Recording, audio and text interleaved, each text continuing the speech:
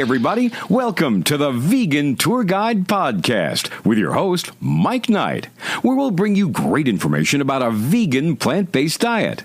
It doesn't matter if you've been vegan for years, part-time vegan, or just gathering more information. This podcast is for you. Thanks again for joining, and let's get today's tour started. Welcome, everybody, to the Vegan Tour Guide Podcast. I'm your host, Mike Knight. I hope you're having a phenomenal day. I'm glad you tuned in to hear me bring someone else's journey to a plant-based vegan lifestyle to you today. And you may even hear some background stuff going on as I'm taking advantage fully of some incredible sunny weather to be outside recording this. So I hope you're enjoying the same. So if you're new to the show, number one, thank you for tuning in and welcome to the show. You know, what you're going to find is that this podcast truly is for everyone. You know, I interview people so you can hear about their journey, their story, you know, possibly maybe, you know, what business they're involved in or passionate causes. You know, my main goal is always to inform and educate you, and hope that you find people in the show relatable so that together we can raise awareness that a plant-based vegan lifestyle is for everyone and not just, you know, a certain type of person. And for all of you returning listeners, thanks so much for always following in your emails. You know, you send them over to vegantourguide@gmail.com. Yeah, I respond to them all. So thanks so much for doing that. Thanks for helping spread the word. So now for today's show. On today's show, I've got Erin Fergilicious.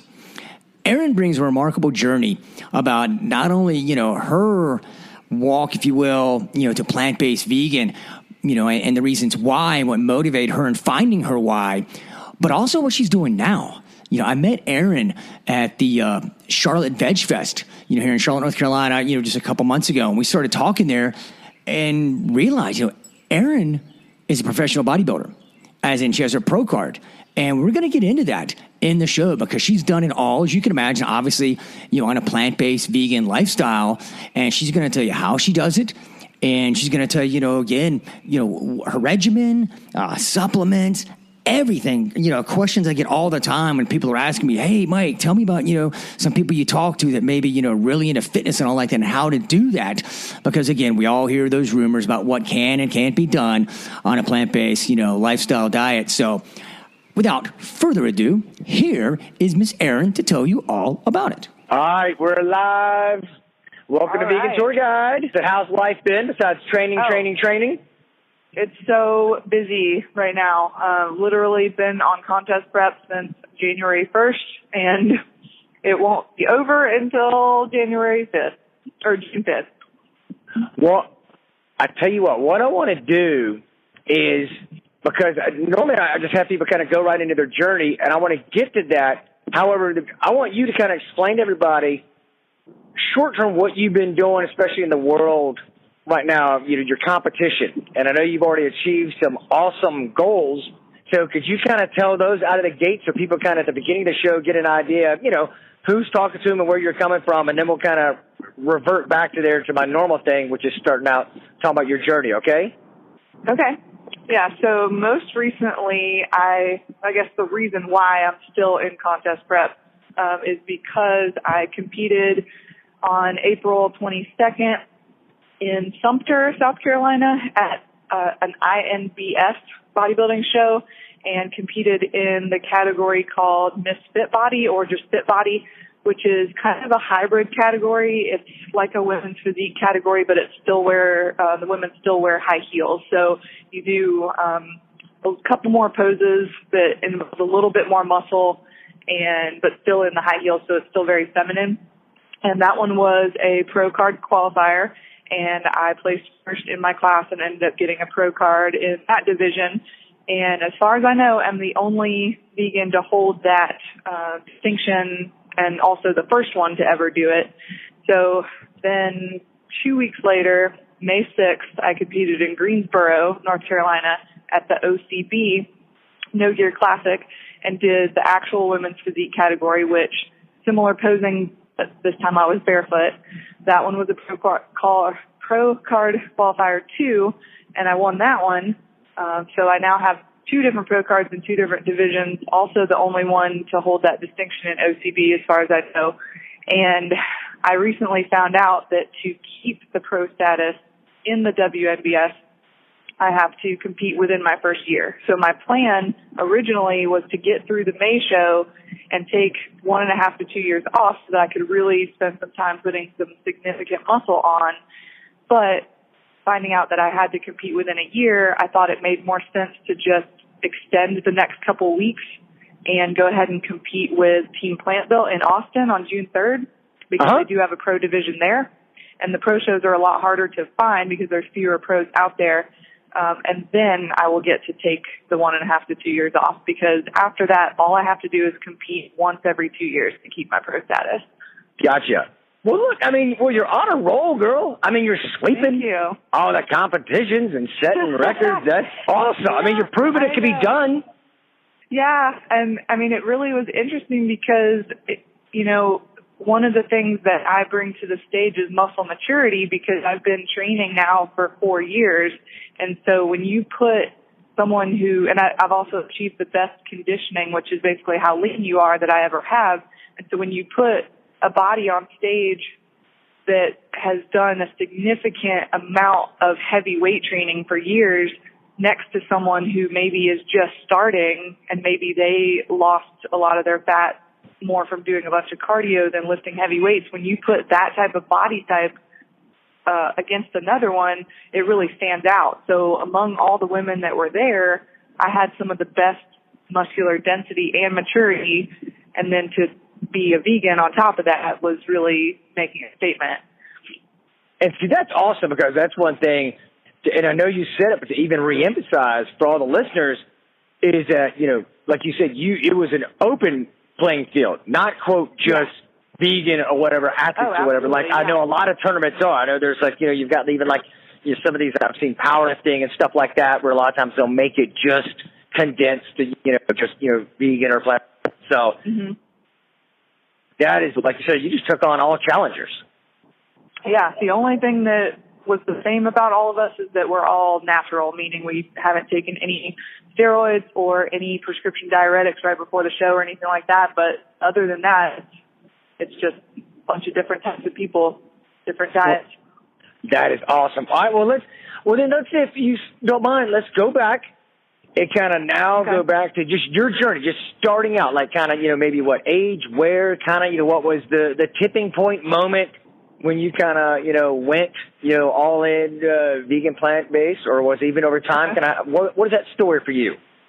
Okay, yeah, so I'll be 34 in August of this year, but when I was 17, I went to Washington, D.C. for the first time. I grew up in southeast Alabama, kind of in the country. We had some acreage and horses and bunch of different animals, and at one point I had pet chickens when I was a teenager, and I thought they were the coolest things, and they were so sweet and had names and all that stuff, and wasn't until I actually went to D.C. that I was exposed to anything that had to do with veganism, animal rights, anything like that. And all it really took for me was to see a poster from PETA, and it just it was just a very basic, picture of a cow, and it's something about friends, not food, or something of that sort. And I thought, this is the first time I've ever even considered that I had pet chickens, but yet was eating chicken, and never thought twice about doing it. But our household was not very meat-centric, so it wasn't that hard to make a transition. But I literally the next day was like, okay, Mom and Dad, I'm not going to eat animals anymore, because it doesn't make sense that I was doing that. And so I was a vegetarian for quite some time, went to college in Pensacola, Florida, and I would kind of be a pescatarian here and there and eat the locally caught stuff. Then around 2007, I looked into Go Vegan Day and got rid of eggs at that point and had already phased out milk. I started to get into endurance racing, so I did 5K, 10K, half marathons, started doing triathlon. That was really big on the coast of Florida. And so I did that all as a vegetarian, and did that for probably from 2007 to 2012, I guess. But it got to the point where the impact was just too much. I had some knee surgeries. I had a quad tear. was having trouble with my feet. And so it's kind of like, you know, I love the competition and I love the competitive aspect of the sport and pushing myself, but my body just wasn't really hanging in there. So then I ended up getting a new job in Greenville, South Carolina. So I teach personal training at Greenville Technical College, which is really just the coolest job ever. I have the students for 2 semesters and I help them become certified personal trainers. And what's awesome now is that I can expose them to plant-based nutrition and things like that. So when I first got there, one of the people who was working there just said, hey, have you ever thought about bodybuilding? And it was like, yeah, actually, I have thought about it for a long time, and I don't know why I never tried to get into it because I've always liked the look of muscle on women. I guess I just was too into the endurance stuff at that time and didn't really know how to lift heavy or how to really specifically train to build muscle. So once he planted that seed, I was like, okay, it's time for me to try it because I went from having multiple part-time jobs to one full-time job, so I had more time to devote to training. And then I also finally lived in a city that had a Whole Foods, so I thought, okay, it's time to stop having excuses for not being vegan because I kept getting closer and closer, but it was like, okay, now I have a Whole Foods, a Trader Joe's, more money, like I can do this. So I thought, okay, March 1st, let's go ahead and say today is my first day officially being vegan and officially training for bodybuilding because I knew that if I wanted to start my bodybuilding journey as a vegan, that would help reinforce my desire to stay fully vegan instead of just being like, oh, I'll sneak in some ice cream here and there, like, you know, those types of excuses that people make when you're transitioning. You found your why. So you found your why. To keep you through. That's cool. Yeah. So you found your why that we all need to do. Yeah, I kind of refer to myself as a walking billboard because, I really think that bodybuilding is one of the most impactful ways that I can do activism because it's been amazing when you look at where I started from and I had a very endurance runner type little body with not really much muscle on it to now I've put on quite a bit over the 4 years. And so when I first started, of course, I got negative comments. Like I know one guy the first year basically said to me, vegan bodybuilding, that's so dumb. That's like an oxymoron. Like that's just stupid. I thought about him this year because I'm like, wow, if he could see me now. But yeah. And you can tell him, we'll put pictures up on the website. I'll put some of your pictures up in a blog post and so you can see that, yeah, it is possible. Yeah. And then I'd get, just the dumb comments like, oh, but protein, blah, blah, blah. And now the more serious that I've gotten about it, the more progress that I've made. It's so interesting to see how different people's reactions are because now I don't get any negative comments and I don't get any sarcastic comments. I don't get anything that's like everything's positive and everything is open-minded and genuinely wanting to know. Like women backstage will be like, hey, I'm so tired of feeling bloated all the time because I'm using whey protein. Can you share with me what type of protein powder you use or whatever?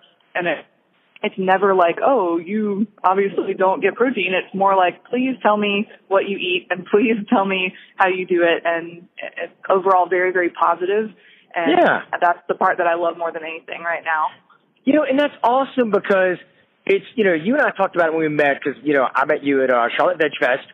And so we met there and talked a little bit, and I've talked to others, and I always say, my show and all is not about even trying to tell everyone listening to this that they have to go all in right now. Some people do gradual, their own pace, meet them where they're at. And see, I love, like you said, you're being able to use now your platform to at least help people change potentially some of the way they eat, which is awesome. Like you said with the protein powders. Maybe they're like, look, you know what? They're not going to go, quote, all plant-based vegan right now. However, now they might say, look, she's getting results. I want a protein source. Fine. I'll switch from whey. If it's working for her, I'll switch from the whey protein over to her plant-based protein. Let's do it. So I love that. Yeah, and really it's amazing when you see some of those women's diets and just like, I know I was filling out some bio recently where I was saying that I haven't yet been to a competition or been around traditional bodybuilders where I haven't heard someone complaining about oh, I have to eat more cold fish, or, oh, I'm so tired of eating plain chicken breast, or, it's like, not only are these animals dying for these people, but then they're not even enjoying it. They are literally forcing themselves to eat the food, and that's so sad to me because it just doesn't have to be that way, but there's so many coaches out there that have no idea, and so you've got women that are just drinking egg whites and eating cold fish, and it's like they don't even know how to cook or use these things. It's just so weird to me, but I know a lot of those people are open to looking at something different because they are tired of forcing themselves to eat things that they are not enjoying. Well, and I would think, too, that most people, when they're getting to the level you're at, in life, when you're going to, whatever you're doing, going to, upper echelon, it's about what can get the results, the right way, the positive way, and without harmful benefits, to the body in this case. And so that's why I circle back loving what you've been able to do and now your platform, because people will see, you know what? If it works for her, I'm in. I'll give it a shot because, hey, look, that's, she's proven that it can work. And so, and I think, hey, look, I tell you people, I'll take people coming over to eat more plant-based anyway. Any way we can get them. If someone's saying, because not everyone starts out. I tell people my story. I love animals, huge animal lover, and all like that. However, honestly, mine was driven. My initial coming over to plant-based vegan was driven by health. And being preventative in my health. That's what drove me over.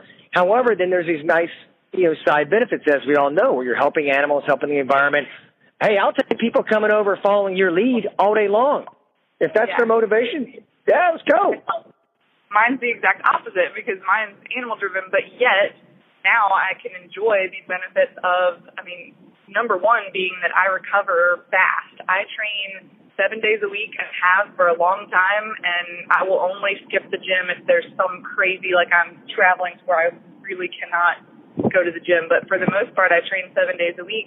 I recover fast and workouts that I feel like, oh, man, when I wake up tomorrow, I'm going to really be hurting, and then I wake up and it's not so bad.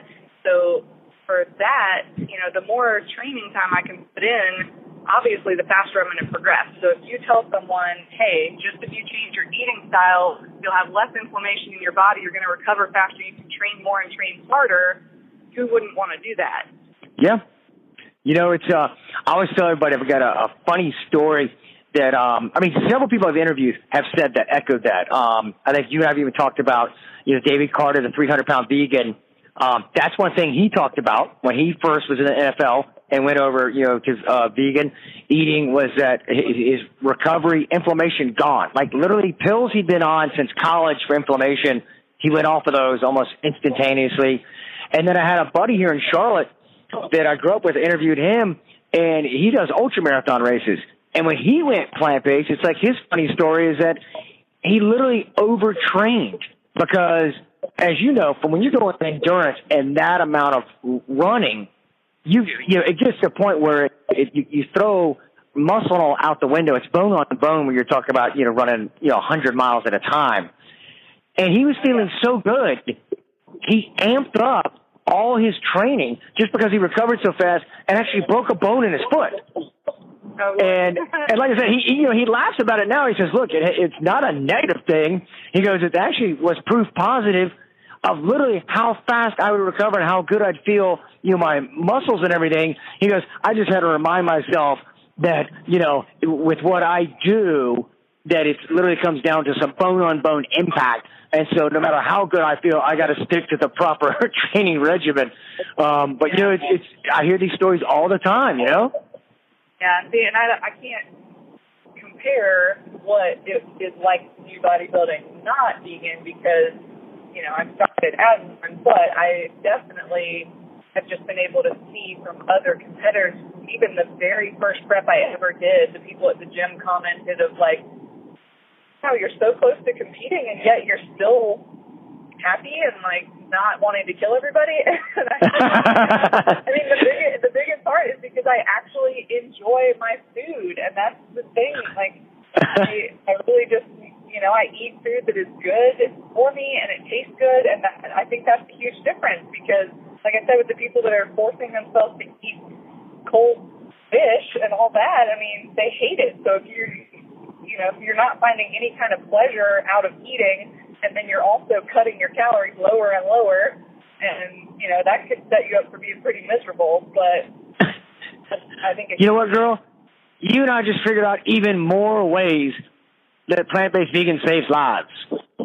Yes. See, we've kept you happy during training, and you haven't had to kill anybody. So see, there's more ways it saves lives. Well, it's not that shirt. Part of her workout's not animals. Yep.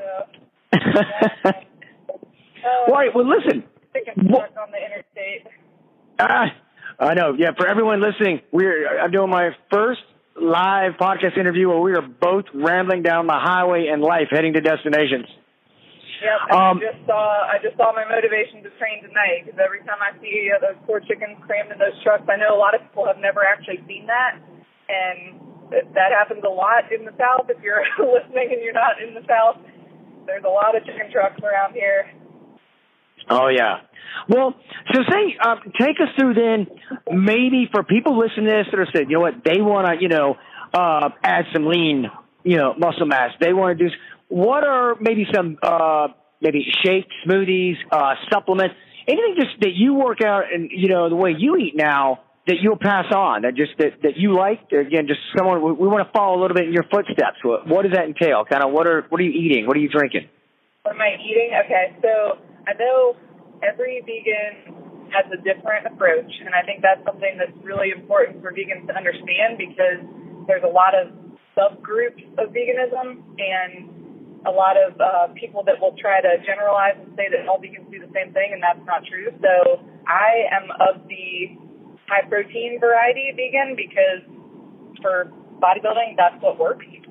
So I do high protein. I can easily get about 150 grams a day, and right now I'm weighing about 125, so more than a gram per pound of body weight.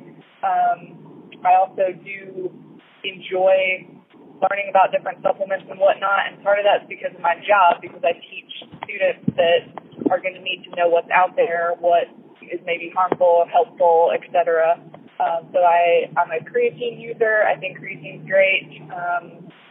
Let's see, what else? As far as protein powders, I kind of bounced around a couple different brands, but some of my favorites are Power Roots, Utopic, Plant Fusion, Raw Fusion.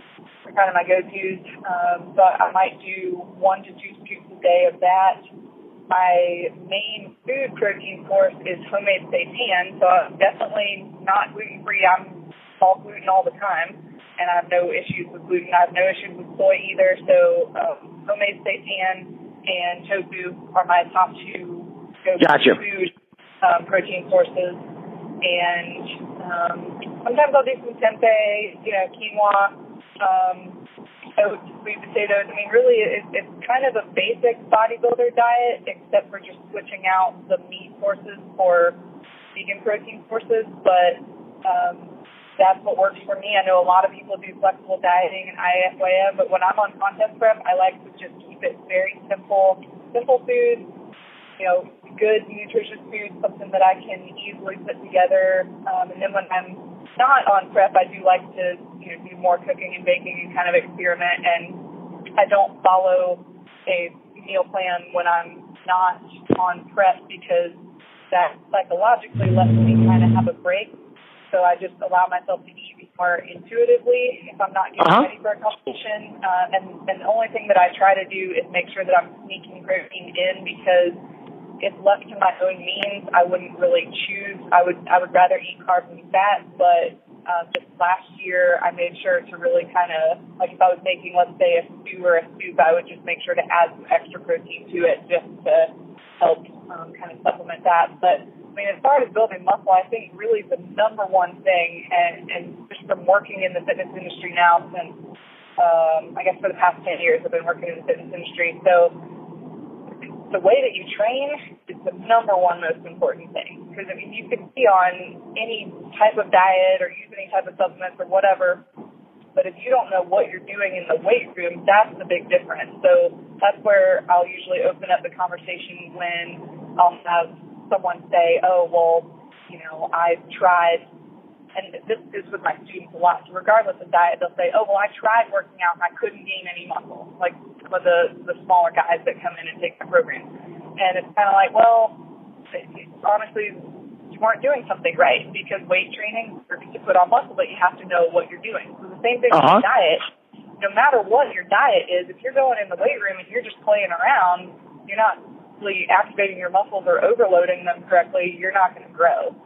So that's the biggest thing, is one of the most simple concepts that I've ever heard and that I teach to people all the time is if you just think about muscles can't count. I think the big thing that people do is focus too much on counting their reps and say like, oh, well, I'm going to do 10 reps, so I made it to 10, I'm going to stop at 10. So if you're pushing yourself to true temporary muscle failure, no matter what the reps are, that's really the key to training. Gotcha.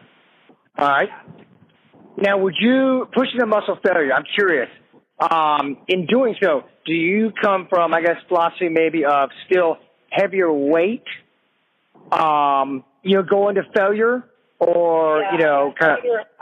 I'm a heavier weight, higher volume type person, so I usually stay, for the most part, I'll stay in the 8 to 12 rep range, but by temporary muscle failure, all I mean is that you do a rep that looks good, and then the next rep kind of looks like a struggle, and then you can't do another one on your own without hurting yourself. Gotcha. Nothing extremely crazy, but just, like you would need a spotter to do another rep. But I do lots of drop sets. So I've reached failure at that weight. I immediately go down to a slightly lighter weight and do what I can. That's a very popular bodybuilding technique, to just sneak in some more. Just keep dropping the set. Yeah, just to try to get more tension on the muscles, or I might play around with my tempo, do some negatives where you're lowering it slowly. I try to do a lot of forced reps when I can, where I've got someone kind of assisting me through the reps. One of the biggest things that I've done in the last year was I bought a pair of Versa grips, which are it's basically like a wrist wrap that has a grip pad to where you can wrap it around the bar and your grip doesn't wear out. So, like, specifically for back day, it allows me to pull so much more weight than I could just on my own. My forearms are kind of weak. So that's been a big help. That's my absolute favorite gym accessory ever. They're kind of expensive, but they're worth the investment, and they're not made out of leather, so that's kind of nice, too. Nice. All right, cool. I'll have to look into that. I like that. Yeah. All right. So now, and I'm curious, too. Another big thing is I do lift heavy all the way up to the end. A lot of kind of older school mindset people, when they start to get on prep, they start going into this lightweight, high rep stuff, and that just doesn't work. It's going to make you look like you're just someone who's trying to do a weight loss transformation instead of someone who's trying to maintain their muscle mass. But I personally enjoy being able to lift heavier weights, and I like the numbers. I like seeing the numbers go up. So a lot of times, even when I'm on prep, I can still increase the weights that I'm using on certain exercises, and that's kind of what helps me stay mentally engaged in my training. Like, I don't ever allow myself to just go, oh, well, I'm eating less, and so I'm going to be tired, and I'm not going to be as strong. And I think a lot of people mentally sabotage themselves in that way because they just think about it. They go, oh, I got less food, fewer calories, I'm going to be tired, I'm going to be weak, and then they therefore don't even attempt to lift heavy anymore. Gotcha. Okay. Well, let me ask you, I'm curious, are you stick with multiple muscle groups per day, or do you like trying to hit just one, blast one out, or kind of what's your theory there? What works for you? Yeah, so I've had the same split forever, and I've threatened to change it so many times, and I just never do because I guess I'm just a creature of habit, but I do typically a lower body day on Monday and Thursday, and usually the Monday is like a higher volume bodybuilder style training, and then Thursday I might put in more powerlifting type stuff and then more focus on my glutes and hips. Tuesday and Saturday are back and biceps. Wednesday and Sunday, chest, tri, and shoulders. Friday, I threw in an extra little shoulder day, so I've actually trained shoulders 3 days a week for like the past year, and that was one of my most improved muscle groups. So from last year to this year, I wanted to focus more on my delts, my abs, and my glutes. And I definitely had improvement in all of those areas, which was awesome to see just personally, that putting in that work really did pay off. So that's nice. What my plan's been. Yeah, and then I'll usually do abs 3 days a week, and it's usually Monday, Thursday, Saturday, but sometimes they get switched around just depending.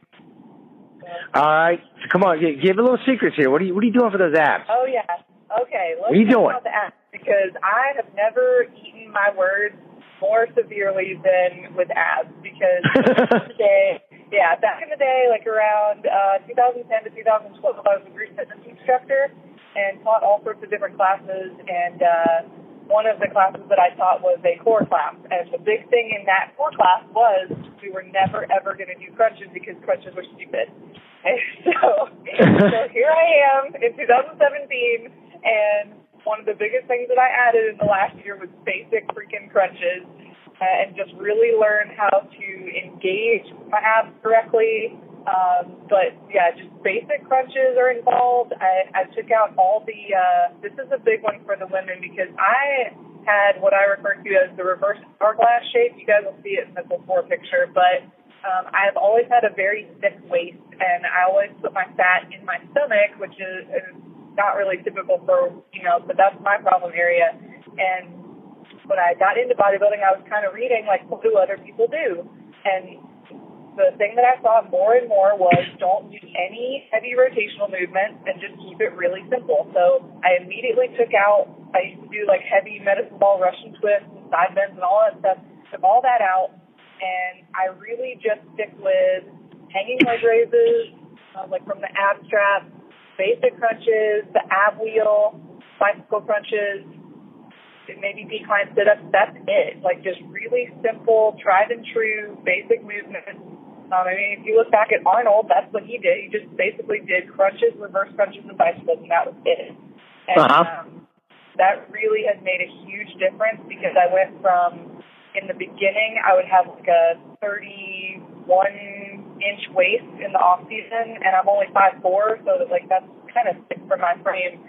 And now my stage waist is like 26, and it's less than it was last year. So definitely moving in the right direction. And then I finally got an actual six-pack to show up on stage this year, which was better than Christmas because I also, for years, just said, I don't have a six-pack. I'll never have a six-pack. I'm just, I'll be lucky to have a four-pack. So really happy to eat those words too. But, it's really the number one thing with bodybuilding really is just learning how to truly activate your muscles. You can flop around on the floor doing crunches, but if you don't feel, like I would try to look down at my abs and actually think about and try to visualize 6 individual little blocks crunching, and that really helps. Gotcha. All right, well, let me ask you. So some of the listeners listening to this that are maybe people that are just starting out, making their transition, maybe even making their transition over time to plant-based vegan and want to start trying to implement some stuff. And I know we talked about some of your favorites with, your quinoa, and tempeh and stuff like that. Anything advice you would give them kind of coming out of the gate that they want, kind of get into their muscular shape? Yeah. So the number one way that I approach, and it works well for me, and it typically works well for anyone that I talk to that's interested in plant-based. There's a lot of awesome recipes, cookbooks, things out there, but as much as I love all the vegan cookbooks, a lot of them really are very intimidating. I mean, you look at the page and it's a page long of ingredients that people don't have access to. It takes 2 hours to make it. That's a huge turnoff for anyone. So I actually get a lot of my recipes as quote unquote regular recipes, omnivore recipes, and then I just swap out what needs to be swapped out. And that, I think that's a very simple approach, and just teach people that if it says milk, it means non-dairy milk of choice. If it says chicken, then maybe you're going to get the Gardein chicken strips or something. Go from there because you at least have a recipe that's quick and simple, and then it's more likely that the person will actually make it. And, you know, based on their culinary skills, if you got someone who really is good in the kitchen, then go for some of those other things. One of my absolute favorite blogs is Minimalist Baker, because, you know, her approach is simple, straightforward, quick recipes. So that's a really good one to go to. You know, if you're into, you know, fancier things, So She Glows has got some great, awesome things. But I really think as long as the person doesn't have an aversion to faux meat products, I know some people, you know, some people don't like the mock meats and things because they don't want it to be too much like meat. But even then, if you put in tofu as your protein source or whatever. But yeah, I think just the simple swap, that's the easiest way to go, especially for someone who's used to eating animal products for many, many, many years. It can be overwhelming to try to change everything quickly. Yep, I'm with you. Because I equate it to, you know, I tell people before, you know, we've had, you know, a lot of us, 20, 30, 40 or whatever plus years of eating habits, and then trying to change it overnight is tough. I mean, there's that small percentile of people that can have like a light switch personality and do that. Otherwise, take it in time and don't, you know, and that's what I love. I love trying to promote on this show is telling people it's okay. There's not, you know, I want to crush the belief of, well, no, you just got to go all in or don't do it. You're bad. I mean, no, you know, take it over time. Well, and then I meet a lot of people who will try to experiment, and then they choose, unfortunately, some of the nastiest vegan products out there, because there are a couple, like the basic Boca vegan burger that came out years ago. Man, that thing's terrible. Yeah, so be like, I burped for hours after that. Yeah, so or they'll be like, well, I tried that soy protein that I got at GNC, and I'm like, oh, the one that's in the orange bottle with the purple top that tastes like chalk, and they're like, yeah. I'm like, oh, you chose the absolute worst plant-based protein that exists. Or they'll say, oh, well, I tried tofu once and it was nasty, and I'm like, okay, well, you obviously didn't prepare it right, you know? Yeah. Tried one thing, you thought it was awful, now you're done, you know? Exactly. People is like, I'm not going to eat things that don't taste good. Like, that's the thing that you really, I think a lot of people think that vegans are suffering because we just have all these terrible options, you know, and really, I think the options have better flavors than ever. But I mean, I'm also someone who gave up meat so long ago that I've never actually even cooked raw meat myself ever. And I didn't really have a huge taste for meat when I was growing up. So of course it's a lot easier for me to, like, I don't even remember what meat tastes like. Yeah. Yeah. Well, that's cool. All right. Well, look, where does everybody find you? If we want to follow you, where would you like people to go check you out and to kind of, you know, see what you've got going on? So more than welcome to send us friend requests to my regular Facebook page. That's totally fine. If you want to kind of see more of the bodybuilding side of things, I do have a vegan athlete page. It is Fergilicious, the girly vegan bodybuilder. So that one, you might just want to look my name up, I guess, to find that one, or I'll have to send a link because people sometimes spell Fergilicious wrong. Oh, yeah, we'll put it in the show notes. Yeah, we'll put that link in there. In that one, I try to really share, I try to be very transparent because, you know, for the most part, I am a very positive, very motivated person. I obviously couldn't have made it this far if I wasn't really, really motivated to succeed. But there are days in bodybuilding where you really feel like you can't do it anymore. You second guess yourself, you know. So I do share those moments when they happen. I also share what I'm eating. If I came up with some type of new hack that helps me diet, I put in my workouts every day. So if you want to really see, like, what do I actually do, I put those things in there. So you can see how much cardio do I actually do, what lifts am I doing. If I'm doing something that's different, I'll put up a video of, like, here's how to do it. And one of my goals for summer is to really get a YouTube channel going because, you know, in my daily life and work, I do teach people how to exercise. So really good form and technique is really, really important to me, and I love teaching people about that. So if you want to see that side of things, the Facebook athlete page is a good resource. And then on my Instagram, I'm pretty active on there. I usually post every single day. So, you know, you can see a little bit of my dogs, but mostly food and fitness.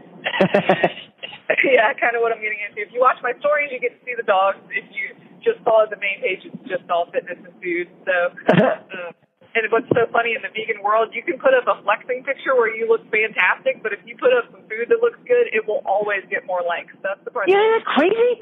What's going on?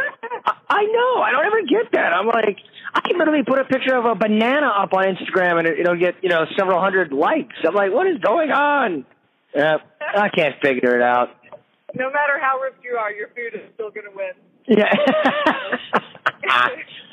Well, girl, that is awesome. Thank you so much for your time. I'm glad we got to do it. It's great talking with you again. All right. Have a good one. You too. Thanks. All right. Bye. All right, everybody. Thanks so much again for tuning in. Miss Erin, thank you so much. Love all the knowledge that you brought. So much inspiration. You can tell you've got the passion when you talk about what you're doing and knowing that, you've got this great platform, not only for yourself, but also, that you use it to help out other people just by seeing the results that you're getting, with, the plant-based vegan lifestyle, and that you're going up against all comers. It's not, again, you're not entering tournaments, or contests that are just, other people, on a plant-based, vegan eating regimen. You're not. You're going up against everybody. And I love that. And I mean, hey, look, the proof is there. I mean, you're winning these. I mean, good gracious. I mean, the last two tournaments, you won them both, different categories, 2 different pro cards. Get it, girl. That is phenomenal.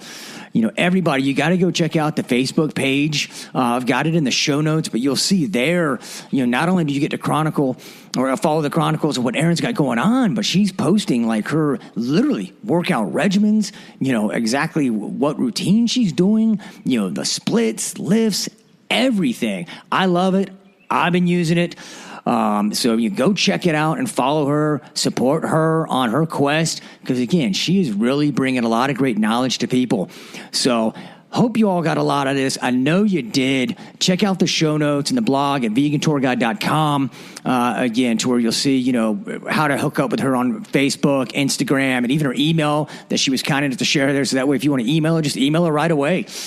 Get some information from her. She really brought a lot to this. Everybody, hope you're having a phenomenal day, phenomenal week.